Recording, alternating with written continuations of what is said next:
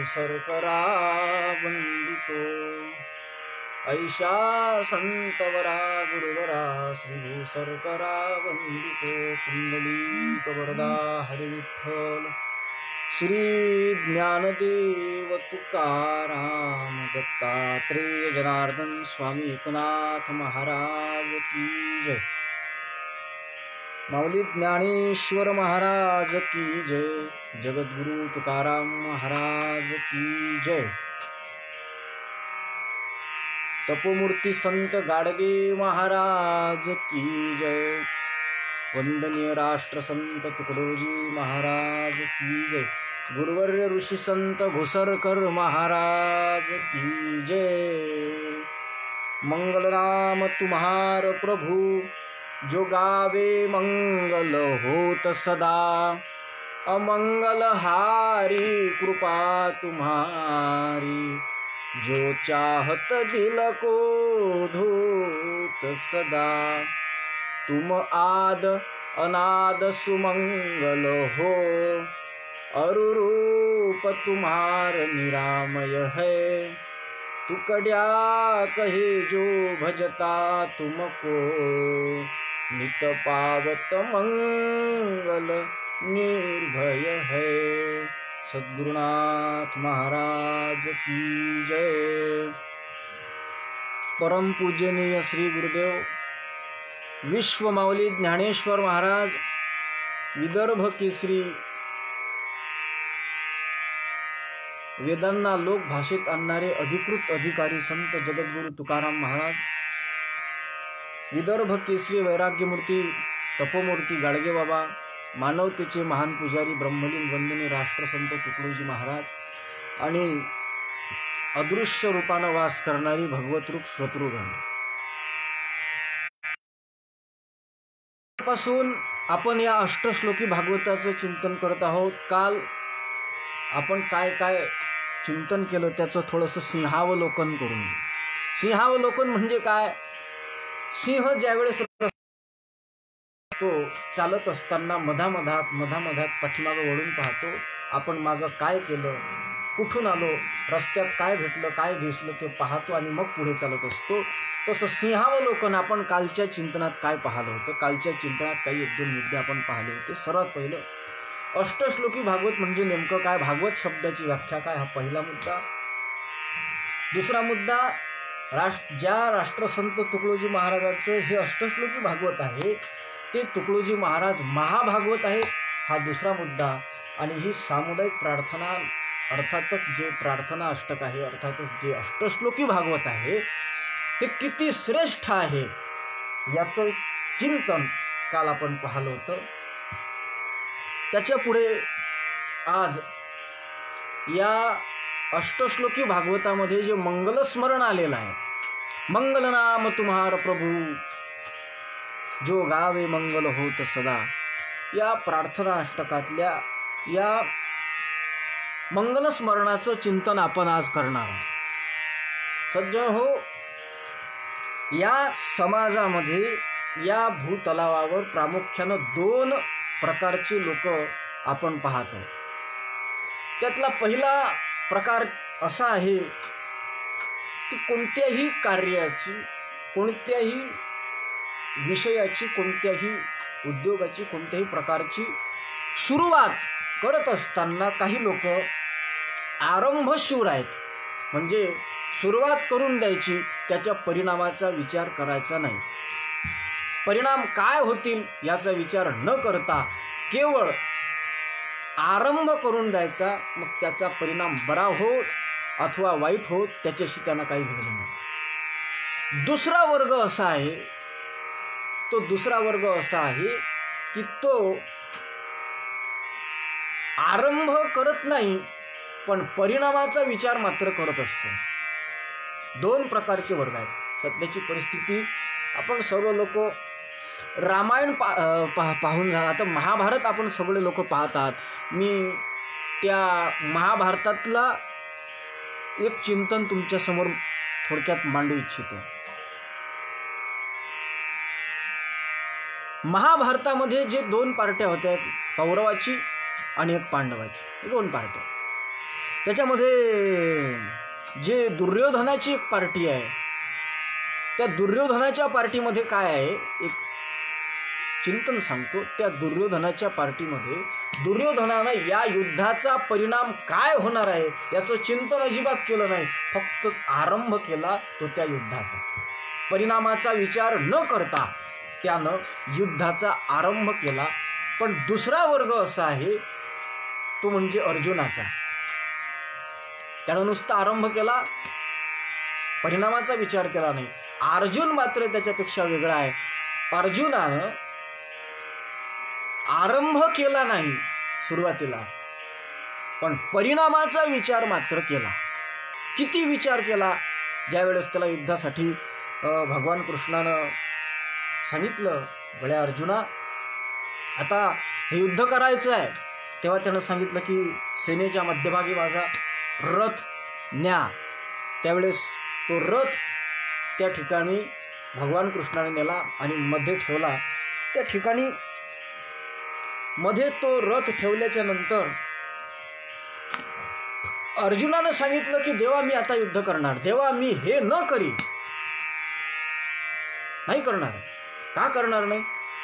त्याचं कारण हे जे सगळे या ठिकाणी उभे आहेत हे सगळे माझ्या कुलातले, माझ्या परिवारातले, माझ्या संबंधातले माझे नातेवाईक आहे आणि यांना जर मी मारलं तर ते योग्य होणार नाही.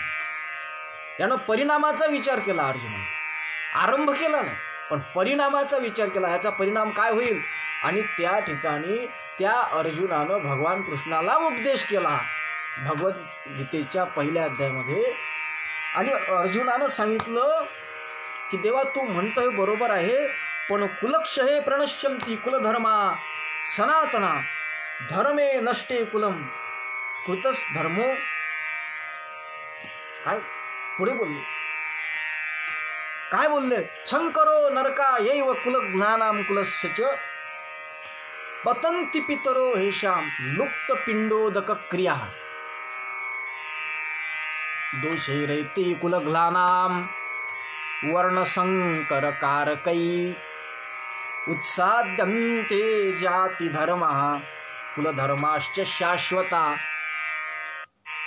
आम्ही जर हे सगळे मरण मारून टाकले तर हे मरण पावल्याच्या नंतर हे मरण पावले म्हणजे यांच्या पत्न्या कुलाचा वृद्धी करण्याकरिता, कुलाचा वंश विस्ताराकरिता वर्णसंकर करतील, व्यभिचाराकडे वळतील आणि व्यभिचारातून वर्णसंकर होईल आणि वर्णसंकर झाल्यानंतर कुलाचा नाश झाल्याशिवाय राहणार नाही.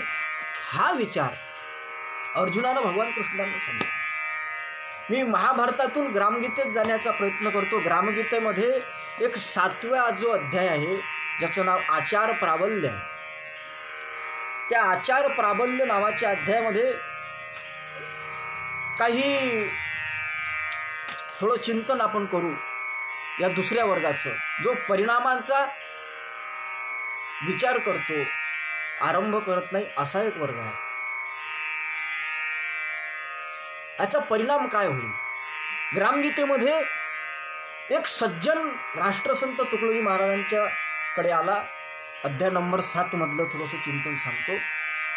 आणि त्यानं एक प्रश्न केला की लोक राहाटी ज्या पद्धतीची आहे, संसर्ग प्रभावाच्या दृष्टीनं संसर्गातून एकामेकाच्या संपर्कातून लोक एकामेकाचं परस्परांचं अनुकरण करतात, इथपर्यंत ठीक आहे.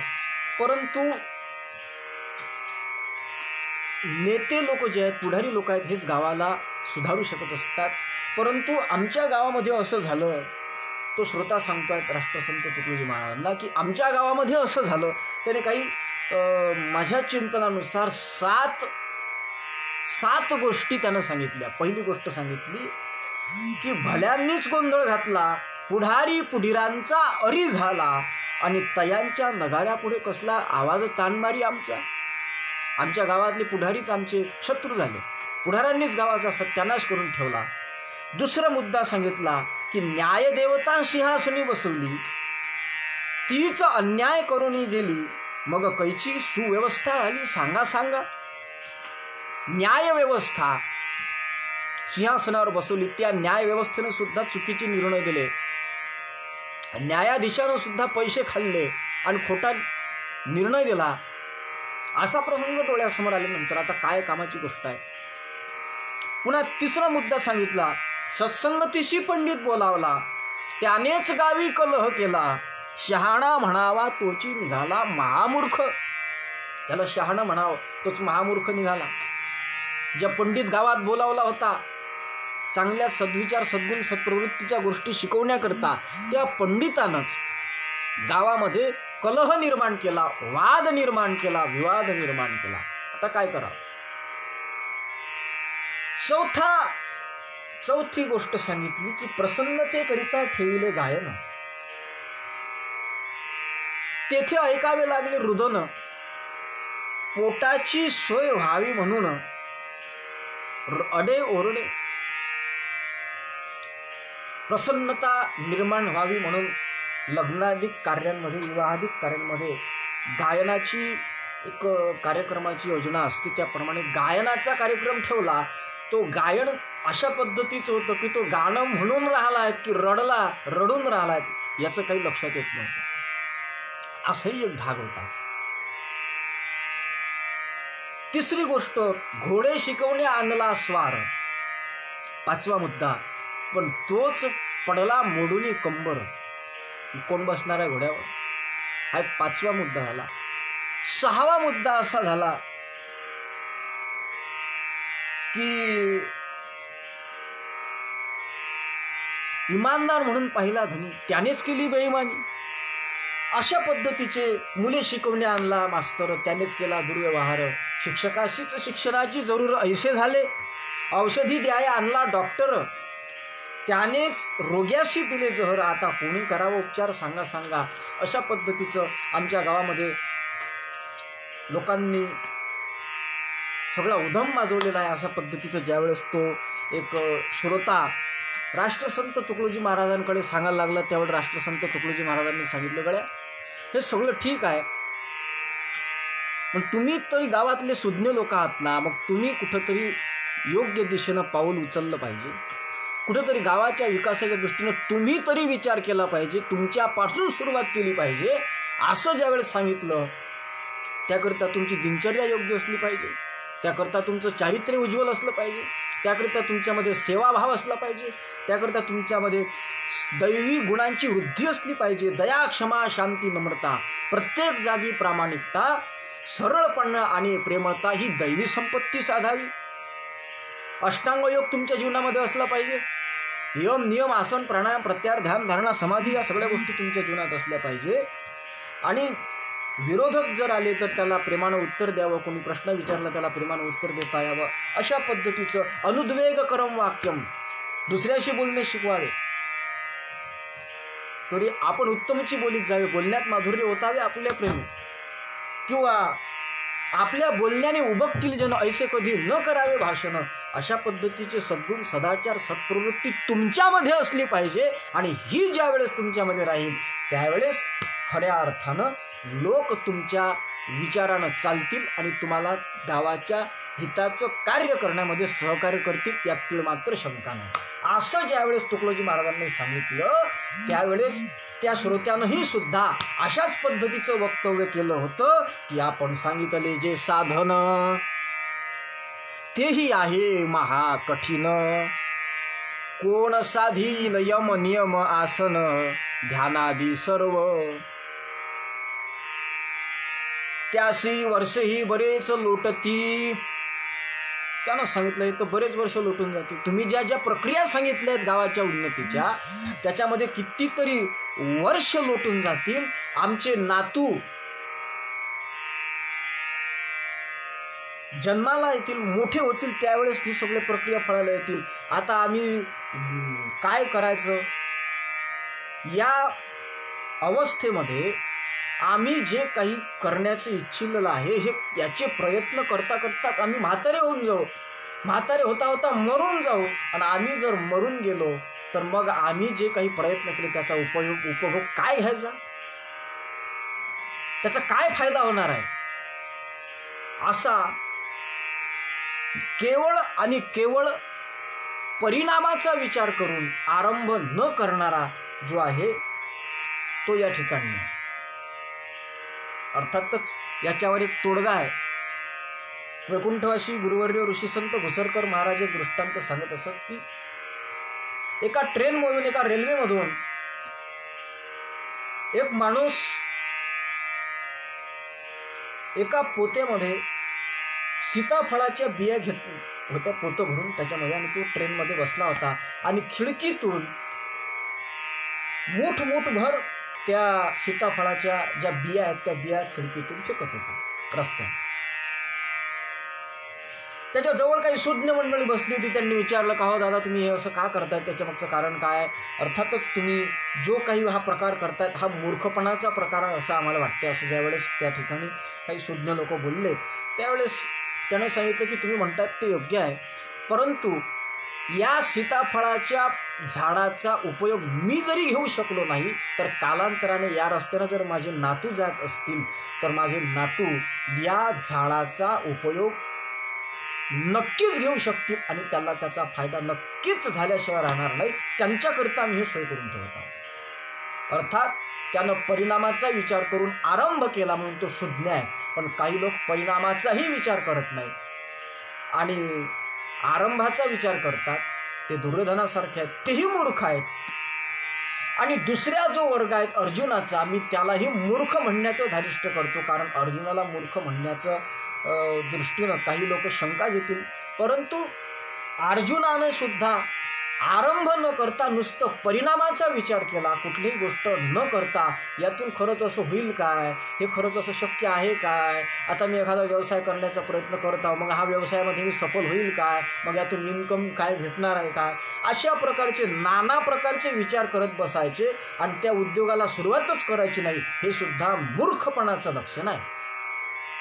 म्हणून अर्जुनानं जे काही चिंतन त्या ठिकाणी सांगितलं ते सुद्धा मूर्खपणाचं आहे. ज्ञानेश्वर महाराजांनी त्याला स्पष्ट, ज्याप्रमाणे ग्रामगीतेमध्ये मी बोलत होतो त्या ग्रामगीतेतल्या त्या सज्जनानं जे काही प्रश्न उपस्थित केले तुकडोजी महाराजांसमोर, त्याचे उत्तर महाराजांनी दिल्यानंतर तो म्हणाला की हे कसं काय शक्य आहे, आम्ही हे काही करणार नाही. मग म्हणायला लागला की नाही, मी सहज तुमच्याजवळ आलो होतो, काही विद्वान लोकांसोबत चर्चा करण्याची, काही विचाराची देवाणघेवाण करण्याची आवड असल्यामुळे मी तुमच्याकडे आलो होतो आणि त्या कारणामुळे मी तुमच्याकडे हे काही प्रश्न उपस्थित केले होते. अशा पद्धतीचं काही करण्याचा माझ्या मनात विचार नाही. असा जेव्हा तो प्रश्न करता सज्जन महाराजांना म्हणा, त्यावेळेस महाराजांनी त्याला एक पढत मूर्खाची उपमा दिसली. महाराज म्हणतात की यापेक्षा मूर्ख बरे, ते ऐकून घेती बिचारे, आम्ही प्रयत्न करू म्हणून सारे जाती घरी सद्भावे, पण तुम्ही दिसता पडत मूर्ख. तुम्ही पडत मूर्ख आहे. किती पडत मूर्ख आहे. कळो नीन वळे याचे कौतुक, दुसऱ्या दुखवणी घेता सुख, करावे तरी लाजिरवाणे. याच्यापेक्षा वेगळं सांगतात, बोलण्यात ती अतिशहाणे, परी कार्य त्यांची ओंगळवाने, कैसे गाव सुधारेल याने सांगा मज. असे काही असतात. तसंच अर्जुन हा परिणामाचा विचार करतो आहे, आरंभ करत नाही. म्हणून ज्ञानेश्वर महाराजांनी त्याला सुद्धा मूर्ख म्हटलाय. मूर्खपणे नेनसी, जे चिंतू नये ते चिंतिसी, आणि आम्हाही नीती शिकविसी. ज्ञानेश्वर महाराज म्हणतात मूर्खाप्रमाणे काही विचार करत नाही. जो विचार करू नये तो विचार करतो, परिणामाचा विचार करतो, आरंभ करत नाही. हा मूर्खपणाचं लक्षण तुझ्या अंगात असताना आम्हाला नीती शिकवतं, असं भगवान कृष्ण त्या अर्जुनाला म्हणतात. म्हणून हे दोनही वर्ग जे आहेत, एक आरंभशूर आणि दुसरा परिणामाचा विचार करणारा आणि आरंभ न करणारा, हे दोनही वर्ग मूर्ख आहेत, अर्थातच चुकीचे आहेत. मग या दोन्हीपेक्षा वेगळा किंबहुना आगळा अशा पद्धतीचा एक वर्ग मी तुमच्यासमोर ठेवू इच्छितो.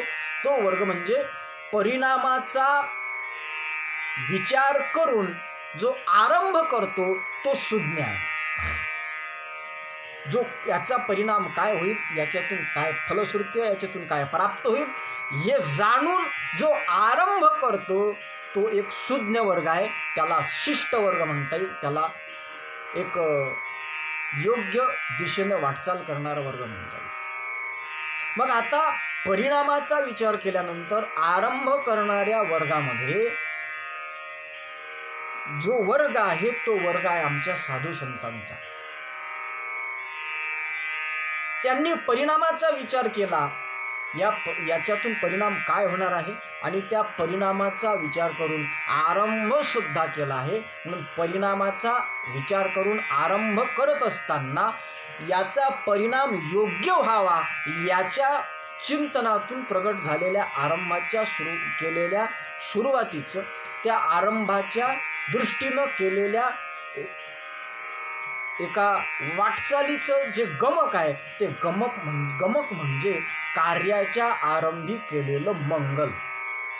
आणि म्हणून निवृत्तीपर ग्रंथ असोत की प्रवृत्तीपर ग्रंथ असोत, निवृत्तीपर आणि प्रवृत्तीपर ग्रंथाचे असे दोन प्रकार आमच्या शिष्ट संप्रदायाने अर्थात आमच्या गुरुवर्यांनी काही साधू संतांनी नेमलेला आहे. त्याच्यामध्ये एक वर्ग आहे तो प्रवृत्तीपर ग्रंथाचा आणि दुसरा वर्ग आहे तो निवृत्तीपर ग्रंथाचा.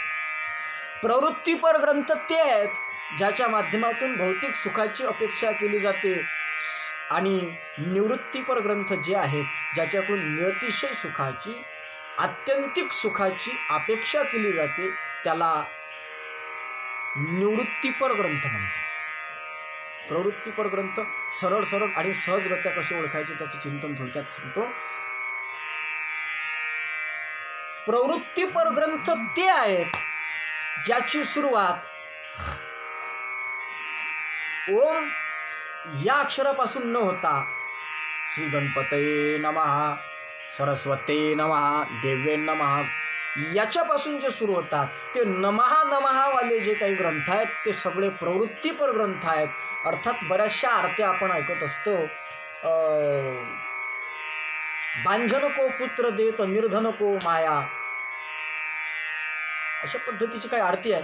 ते जे आरत्या ते भौतिक सुख मागणाऱ्या ग्रंथांची, जी भौतिक सुखाचा परिणाम देणाऱ्या ग्रंथाची जी भूमिका आहे ती प्रवृत्तीपर आहे आणि दुसरी जी भूमिका आहे ती निवृत्तीपर आहे.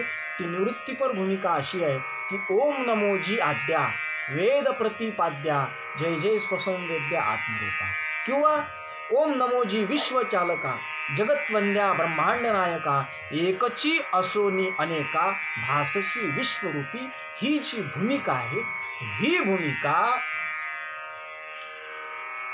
निवृत्तीपर मार्गाची आहे. आणि निवृत्तीपर या दोनही प्रकारचे जे ग्रंथ आहेत, प्रवृत्तीपर आणि निवृत्तीपर, या दोनही प्रकारच्या ग्रंथामध्ये मंगल केल्या जात असतं. मी माफी मागून सांगतो की मंगल मंगल मंगल हा शब्द घेतल्यानंतर आपल्या डोक्यामध्ये एकच मंगल येते, ते म्हणजे शुभ मंगल सावधान. पण शुभ मंगल सावधान हे खरं मंगल नाही. तर मंगल कोणतं आहे, मंगल कशाला म्हणतात, मंगल कशाला म्हणतात हा चिंतन महत्वाचं आहे. शुभमंगल सावधान हे मंगल आहे, पण त्याहीपेक्षा अत्युत्कट मंगल, अत्युच्चतम मंगल कोणतं आहे त्याचं चिंतन आपण करू. मंगल म्हणजे काय? मंगल कार्यारंभी केलं जाते. मी सांगत होतो की मंगल दोनही प्रकारच्या ग्रंथामध्ये केलं जात असतं, त्याच्यामध्ये थोडा सूक्ष्म भेद असतो. निवृत्तीपर असो की प्रवृत्तीपर असो त्याच्यामध्ये मंगल केलं जात असतं. हा एक भाग आपण पाहिला. आता पुढचा भाग असा आहे की महाराजांनी या ठिकाणी जे मंगल केलं आहे ते मंगल नेमकं कोणतं? ग्रंथामध्ये मंगल केलं जात असतं. मंगल नाम तुम्हार प्रभू जो गावे मंगल होत सदा असं म्हणत असताना महाराजांनी काही चिंतन आपल्या डोळ्यापुढे उभं केलेलं आहे. सर्वात पहिले मंगल करणं अत्यावश्यक असते.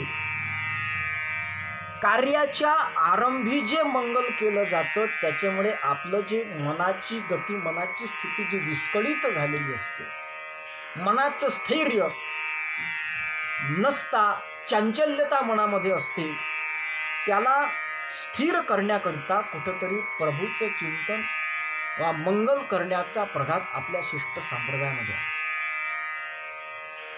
आणि एकाग्र झालेलं जे मन आहे, एकाग्र झालेलं जे चित्त आहे त्या एकाग्र चित्तानं केलेलं कोणतंही कार्य हे निर्विघ्नपणे पार पडल्याशिवाय राहत नाही. म्हणून निर्विघ्नपणे कोणतेही कार्य पार पडण्याकरिता कार्याच्या आरंभी मंगल करण्याची एक प्रघात आहे. आमचे शास्त्र सुद्धा सांगते की स्वस्थे चित्ते बुद्धया भवती. स्वस्थ चित्त ज्यावेळेस होते की शुद्धा ही बुद्धी किल कामधेनु. आमचे शास्त्र सांगतात की बुद्धी शुद्ध असली, चित्त शुद्ध असलं आणि स्थिर असलं, चित्त स्थिर असलं की ते शुद्ध होईल. आणि शुद्ध असलेल्या चित्तातून केलेलं कोणतंही कार्य हे एखाद्या कामधेनूप्रमाणे आम्हाला लाभदायक ठरल्याशिवाय राहणार. आणि आमचं चित्त एक वेळा स्थिर झालं,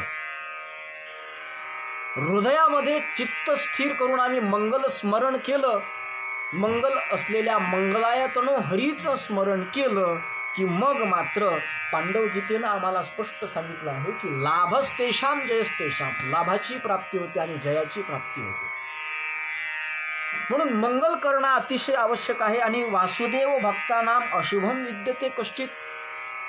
जे वासुदेवाचे भक्त आहेत, त्यांच्या जे देवाचे भक्त आहेत, त्यांच्या दृष्टीनं अशुभ असं त्यांच्या जीवनात कुठल्याही प्रकारचं नसते. आणि म्हणूनच तुका म्हणे हरीच्या दासा शुभ काळ दाही दिशा. 10ही दिशा या हरीच्या दासांकरिता शुभ आहेत. त्यांना शुभ अशुभ पाहण्याची काही गरज नाही. त्यांच्या जीवनामध्ये परमात्म्याचं नामस्मरण असल्यामुळे महाराजांच्या लहरकी बरकीमध्ये सुद्धा एक अतिशय महत्वाचा श्लोक आलेला आहे. तो श्लोक असं सांगून जाते की प्रभु नाम ही है शुभ शकुन, कहते फते सब काम है. ईश्वराचं नाव हे शुभ शकुन आहे आणि ते घेतलं की घेतल्याबरोबर सगळं काम सिद्ध. महाराजांचं भजन आहे, भज भज गुरु के नाम सदा भाई तेरा सिद्ध बनेगा काम सदा भाई. भज भज गुरु के नाम. त्या गुरुचं भजन करा, तुमचे काम सिद्ध झाल्याशिवाय. ज्ञानेश्वर महाराजांनी सुद्धा सांगितलंय की आरंभी आवडे आदरे आले नाम तेने सकळ सिद्धी झाले पूर्ण काम. राम कृष्ण गोविंद गोपाळा. अर्थातच सकळ मंगळ निधी श्री विठ्ठलाचे नाम आधी. या न्यायानं मंगल करणं, मंगल स्मरण कोणत्याही ग्रंथाचे आरंभी करणं हे आद्य कर्तव्य ठरते. आणि म्हणून या ठिकाणी राष्ट्रसंत तुकडोजी महाराजांनी मंगल केलेलं आहे. परंतु या मंगल स्मरणाचं एक अतिशय वैशिष्ट्य आहे. 2 वैशिष्ट्य या मंगलाचरणाची मी सांगू इच्छितो. त्यातलं पहिलं की या मंगलाचरणामध्ये प्रभूच्या नामाचं, रूपाचं आणि त्याच्या कृपेचं या 3 गोष्टीचं गमक या मंगल स्मरणाच्या माध्यमातून राष्ट्रसंत तुकडोजी महाराजांनी केला. आणि दुसरं एक वैशिष्ट्य असं आहे की या मंगल स्मरणामध्ये ईश्वरवाचक जे संबोधन वापरलेलं आहे, ते जे संबोधन आहे ते संबोधन अनाम तत्व आहे. संबोधन वापरत असताना मंगल नाम तुम्हार प्रभू, प्रभू हे संबोधन वापरलेलं आहे. हे एक वैशिष्ट्य आहे. कोणत्याही देवाचं, देवतेचं नाव न घेता प्रभू हे संबोधन वापरलेलं आहे. हे एक वैशिष्ट्य आहे, लक्षणीय आहे. कारण एक काशी क्षेत्रामध्ये श्री संत भोले बाबा म्हणून एक फार मोठे संत होऊन गेले आणि त्यांचा वेदांत रत्नावली नावाचा एक सुंदर असा ग्रंथ आहे.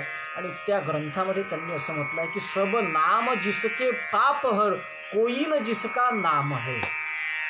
ज्याचं एक नाव नाही असा अनामी तत्व, ज्याला पर्यायानं नाव नसताना सुद्धा ज्याला ओनाव, त्याला नाव द्यावं लागतं व्यवहाराकरिता, असं जे तत्व आहे त्याला प्रभू असं म्हटलं. आणि त्याचं ते प्रभू हे संबोधन वापरून कारण प्रभू म्हणजे काय एका वाक्यात सरळ सरळ सांगायचं झालं तर प्रभू म्हणजे सरळ सरळ प्रभू म्हणजे जगत चालक परमात्मा. बऱ्याच ठिकाणी ज्यावेळेस गजेंद्र मोक्षाची कथा आपण ऐकत असता भागवतामध्ये, गजेंद्राला ज्यावेळेस गजेंद्रानं ज्यावेळेस आवाज दिला त्यावेळेस कुठल्याही प्रकारचं नामोच्चार केला नाही, फक्त धाव असं म्हटलं, त्यावेळेस देव धावून आला होता. असं काही आपल्या ऐकिवात आहेत. पुन्हा महाराजांचं एक भजन आहे, हे दीन दया घन करुणा सागर सुनिये विश्व विधाता जग चालक पालक दाता. याही ठिकाणी महाराजांनी कुणाचं नामोच्चार अशा स्वरूपाचा केलेला नाही. त्याचप्रमाणे त्या जगतचालक परमात्म्याला प्रभू हे संबोधन वापरून त्याला उद्देशून मंगलस्मरण करताना म्हणतात की प्रभू तुमचं नाव मंगल आहे, मंगल नाम तुम्हार प्रभू. मंगलतेच्या दृष्टीने जर आपण चिंतन केलं तर काही काही गोष्टी मंगल सांगितलेल्या आहेत शास्त्रामध्ये. चंद्र, सूर्य, अग्नी, फूल आणि मूल अशा काही गोष्टी मंगल सांगितल्या. चंद्र मंगल आहे, सूर्यही मंगल आहे, गाय सुद्धा मंगल सांगितले. गावो मंगलम उत्तमम, गाय सुद्धा मंगल आहे आणि उत्तम आहे असं सांगितलेलं आहे. या सगळी गोष्टी मंगलही आहेत आणि उत्तमही आहेत असं आपण सगळं ऐकत असतो. याच्याही पुढे एक सुभाषित आहे, ते सुभाषित सुद्धा अतिशय सुंदर अशा पद्धतीचं आहे. ते म्हणते की गंगा पापम शशी तापम दैन्यम कल्पतरुस्तथा पापम तापम च दैन्यम च हरेत साधू समागमः. असं म्हणतात की गंगा ही पापाचं क्षालन करते, शशीनाम चंद्र तापाचं निवृत्ती करते आणि कल्पतरू वृक्ष हा काल्पनिक वृक्ष दैन्याची वा दारिद्र्याची निवृत्ती करते. परंतु साधूचा समागम, संताचा समागम एका क्षणामध्ये या तीनही गोष्टीची निवृत्ती करते. याच्या पुष्टीकरता मी लहरके बरखेतला एक श्लोक सांगू इच्छितो तुकडोजी महाराजांचा की गंगा धुलावे पाप को अरु ताप को वह चंद्रमा विद्या करे बुद्धि विमल संतोष कुछ देती रमा पर संत के सत्संग में पूरे सभी मिल जाए है आनंदमय परमात्मा का नूर आप ही खिल जाए है. अर्थातच या तीन गोष्टी वेगवेगळ्या तीन आपत्तींचं निराकरण करतात असं सांगितलेलं आहे. परंतु मंगल जे आहे हे साधू संत जे महन मंगल आहे ते मंगल कशामुळे आहे त्याचं जर चिंतन केलं तर त्यांच्या मुखामध्ये अखंड नामाचं चिंतन चालू आहे म्हणून ते मंगल आहे. कारण नाम जे आहे ते मंगलामध्ये मंगल आहे. मधुरम मधुरो भ्योपी मंगले भ्योपी मंगलम पावनम पावने भ्योपी हरेर नाम ही केवलम. कैवल्य अष्टकामध्ये असं सांगितलं आहे की मधुरामध्ये मधुर आहे, अमृताहुनी गोड नाम तुझे देवा, मधुरापेक्षाही मधुर आहे. मंगलम मंगले भ्योपी, मंगलामध्ये मंगल आहे आणि पावनामध्ये पावल आहे असं एकच तत्व आहे ते म्हणजे हरेर नाम ही केवलम, हरीचं नाम मंगल आहे. आणि ते मंगल नाम त्या साधू संतांच्या मुखामध्ये अविरत असल्यामुळे सदा नाम घोष करू हरी कथा असं म्हणणाऱ्या संतांच्या नामस्मरणाने मुखामध्ये अविरत असल्यामुळे ते महन मंगल आहेत. म्हणून मृदू मंगलमय संत समाजू, जो जग जंगम तीर्थ राजू, असंही सुद्धा म्हटलं जाते की हा जो संत समाज आहे, संत आहे, हे संत सुद्धा मंगल आहेत, कारण या संतांच्या मुखामध्ये मंगल असलेल्या मंगलम भगवान विष्णू मंगलम गरुडध्वजो मंगलम पुंडरीकाक्षै मंगलायतनो हरिही, म्हणून ते मंगल असलेल्या हरीचं नाव त्या साधू संतांच्या मुखामध्ये असल्यामुळे ते सुद्धा मंगल आहे. आता मंगल मंगल मंगल मंगलचं मगापासून चालू आहे. ते मंगल म्हणजे काय? मंगल म्हणजे कल्याण करणार. मंगल म्हणजे काय? तर मंगल म्हणजे सत्य, शिव, सुखी आणि सुंदर. मंगल म्हणजे काय? तर मंगल म्हणजे पावन आणि पवित्र करणार. मंगल म्हणजे काय? तर मंगल म्हणजे शांतीदायक ठरणारं. मंगल म्हणजे काय?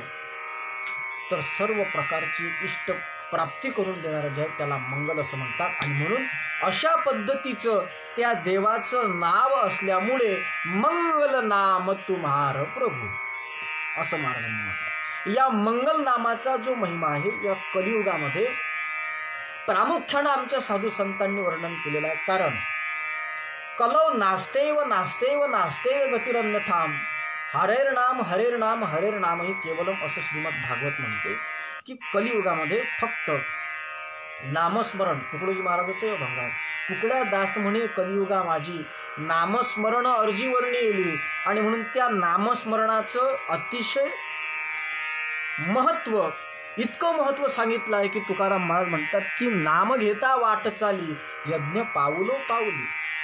नामस्मरण करता करता जर वाट चालत असेल, मार्गोत्क्रमण करत असेल, तर यज्ञ पावलो पाऊली, प्रत्येक पावलागणिक यज्ञ झाल्याशिवाय राहत नाही. कारण हे जे नाम आहे, हे नाम असं आहे की याच्या उच्चारणाच्या ठिकाणी कोणत्याही प्रकारचं बंधन नाही. आंघोळी न लगे तोंड धुवावे म्हणून गोड सर्व भावे, आंघोळी न लगे तोंड धुवावे, कुठले प्रकारचं बंधन नाही. मग ते नाम मंदिरी घ्यावे अथवा शेता माझी जपावे, उठता बसताही घ्यावे, तरी तो महायज्ञ असं ग्रामगीता सुद्धा त्या नामाचं महत्त्व वर्णन करते. ग्रामगीतेमध्ये सुद्धा 14 ठिकाणी नामाचं महात्म्य वर्णन केले गेलेलं आहे. चिंतन करणाऱ्या लोकांनी त्याचं चिंतन करावं, कुठं कुठाला ते शोधून पाहावं. पण 14 ठिकाणी नामाचं महात्म्य ग्रामगीतेमध्ये वर्णन केल्या गेलेलं आहे, हे मी ठामपणे सांगू शकतो. त्याचं कारण असं आहे की वेदाधिक मंत्र आहेत, बरेचसे मंत्र आहेत. आता संस्कृताचे काही नमनाचे श्लोक आहेत, पण त्या मंत्राचा उच्चार करत असताना थोडा उच्चार जर चुकला तर उच्चार चुकल्यावर त्याचे परिणाम वा त्याचा अर्थ वाईट निघत असतो, चुकीचा निघत असतो व त्याचा परिणाम वाईट होत असतो. तुकाराम महाराजांनी एका अभंगामध्ये स्पष्ट वर्णन केला की मंत्र चढे पिसे लागते सत्वर, अबद्धते फार तरले नामी, अशौच्यते बाधी आणि का अक्षरा, नाम निदसुरा घेता तरी, राग तान घात चुकता होय वेळ, नाम सर्व काळ शुभदायी, आणि का भजता बोलिला निषेध, नामते अभेद सकळा मुखी, तुका म्हणे नये घालुनी घालनी, वेश्या उद्धरुनी गेली नामे. नामाचं काय? मंगल नाम आहे ते कसं आहे, ते कसंही घेतलं तरीही सुद्धा त्याचं फल हे योग्य पद्धतीचंच मिळते. म्हणजे सांगण्याचं तात्पर्य, नामाच्या व्यतिरिक्त जे काही साधना आहे त्या साधनामध्ये थोडा जरी मंत्राचा उच्चार चुकला तर मात्र त्याचे परिणाम वाईट होत असतात.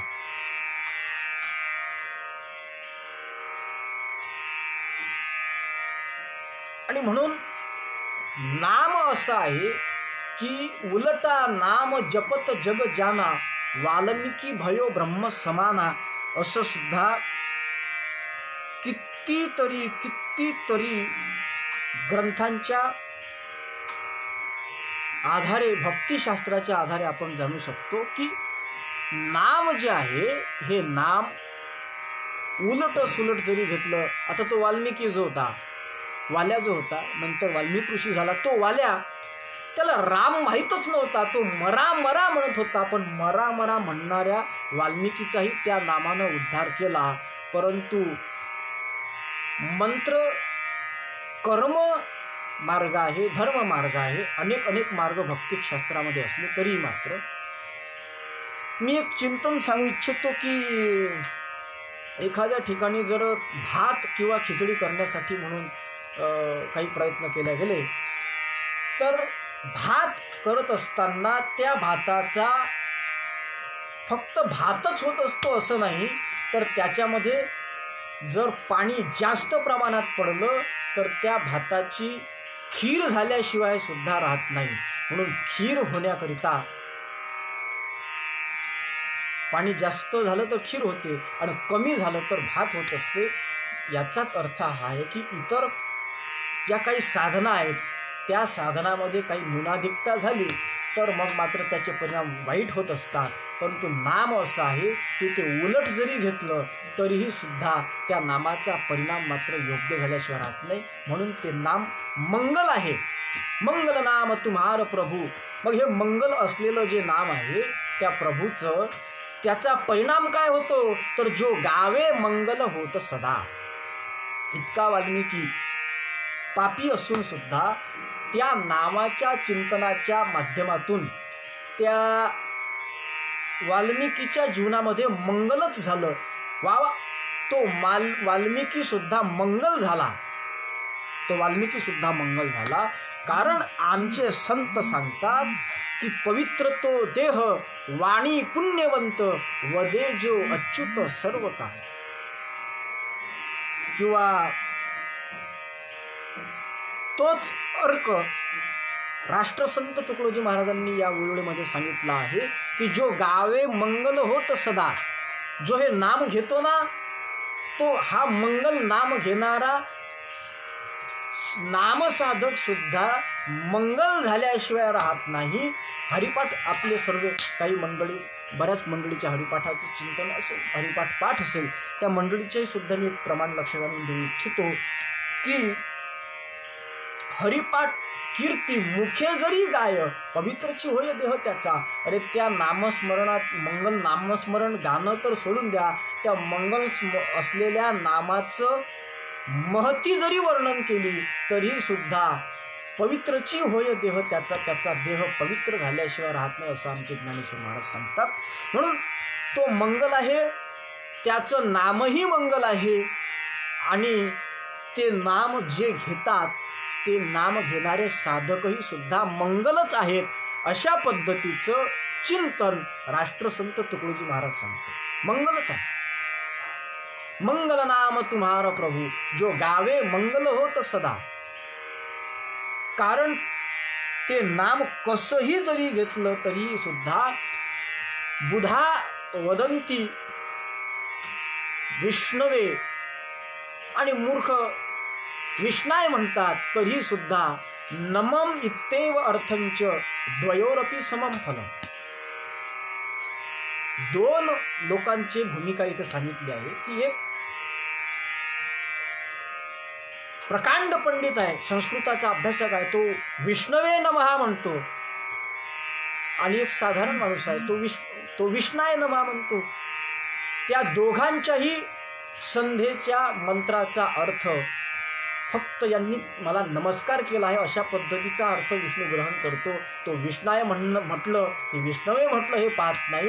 अर्थातच उलटा नाम जरी घेतलं तरीही सुद्धा ते नाव घेणारा जो नामी आहे, नाम घेणारा जो नामसाधक आहे, तो जो गावे मंगल होत सदा, तोही मंगल झाल्याशिवाय राहत नाही.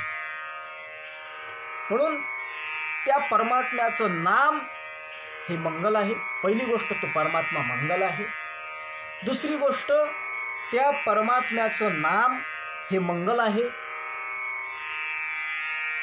तिसरी गोष्ट जो नाम घेणारा नामसाधक आहे तो नामसाधक सुद्धा मंगल झाल्याशिवाय राहत नाही, त्याचं मंगल झाल्याशिवाय राहत नाही.